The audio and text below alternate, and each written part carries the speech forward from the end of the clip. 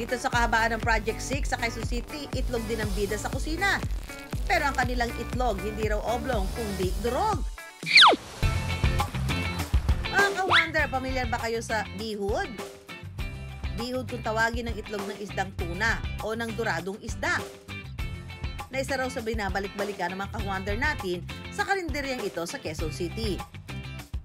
Third generation na nga ang karinderyang ito. Ang recipe ng bihod na ipinamana pa raw sa ka-wonder nating si Mark ng kanilang ninuno.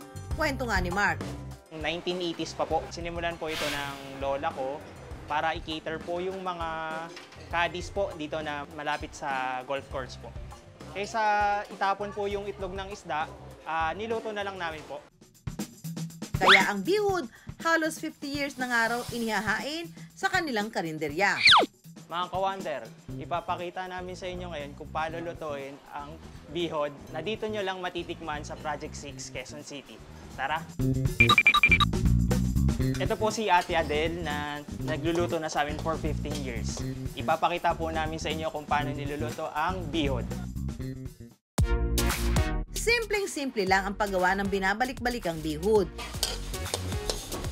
Igigisa lang ito sa bawang, sibuyas at kamatis. Tip ni Mark, para raw mas kumapit ang lasa, huwag haluin ang itlog sa paggigisa. Timplahan ng mga pampalasa. Kaunting kulo. At ready to serve na ang ginisang bihod. Okay naman. Sarap. Pag ito, inalo mo sa kaunting toyo na may siling at sa kalamansi. Napakasarap. Yan o. Lasa ng natural na itlog. First time ko lang nakatikim nito, ngayon lang ako nakapunta rito, masarap naman, nag-enjoy naman ako.